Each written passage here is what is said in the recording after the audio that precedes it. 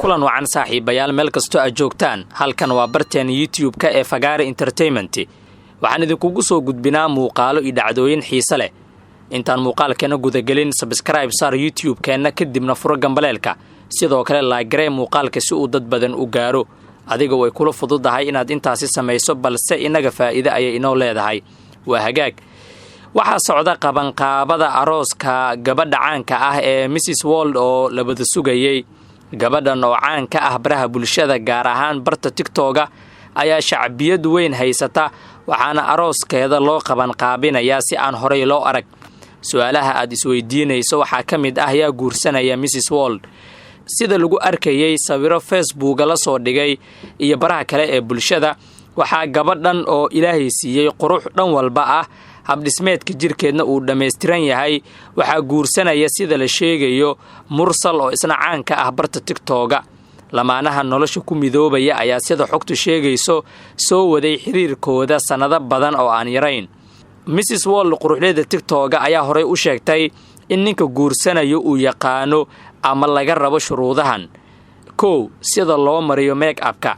2 sida timaha loo fooneeyo 3 dharkana u xira 4 oo u masaajeeya 5 waa in qasri ay isku guursadaan uu diyaariyo 6 waa in uu leeyahay hanti badan 7 waa in lacagta uu iyada siinayo u xisaabin 8 waa in uu san dhaqdhaqaaqeeda la socon 9 waa in uu amarkeeda ku shaqeeyaa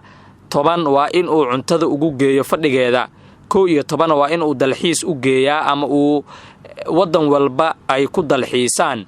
haddaba ma xaqiijin karno in mursal uu shuruudahan ka soo baxay ama uusan ka soo bixin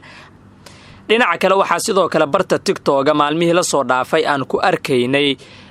nin oday ah oo la sawiran Mrs World waxaana la sheegayaa in ninkaasi iyada uu guursanayo ama odaygaasiba muuqaalo ay iskala soo duubtay ama sawir ay la soo gashay oo haddaba aad arkaysaan dad badan ayaa u hambalyeynayay ee odaygan iyo sidoo kale Mrs World dhanka kalena mursal ayaa la leeyahay waa uu guursanaya inantan balse lama oga labada ninka uu yahay qofka ay guursanayso laakiin saacadii la soo dhaafay ayay baraha bulshada aad u haysatay gabadhan haddaba Mrs World ayaa noo sharaxaysa nooca nin ee ay guursanayso iyo shuruudaha laga rabo ninka aan rabo inuu guursado waa inuu qasri ii diyaariyaa isku guursanayno waa inuu hanti badan u lahaada waa inay gaariyadiisa xisaab lahaanina waa inay shaqaaladiisa zaad u badataa oo aan ilaalinayo waa in ninkaas u yaqaana sida make-up loo mariyo oo number 1 ku ahaada waa inuu timaha ifoonaya make-up ii mariyo oo dharkii xidho oo ii daliigo oo bismillah krishma kabuur kareen kabuur iyo ekesiyo marka baxaya waa inuu lacagtii kala xisaabinin waa inuu dhahin intee u socotaa intee ka imaade waa inuu amarkay ku shaqeeyaa waa inuu cuntada fadhi u keenaa waa inuu hadal dul saarina waa inuu suubiyaa inuu iga baqaaraba meel walba u joogo hello intee joogtaa dhaho وما على ما شو جو دقيقة وماذا وإنه الدنيا ضرن وصاد الحسيا وإنه هني ممكن وكل عايش في الزلان نينا العقل هن نيو إمدم إكرتين فانته ده بكينا إنا كنكتدا بقال كل أو بلجن أو جرامه أنت الذهب الدنيا له وإنا الذهب كنكتدا أروسكي وإنا ما تبقرة إنجليزكا ما فهمت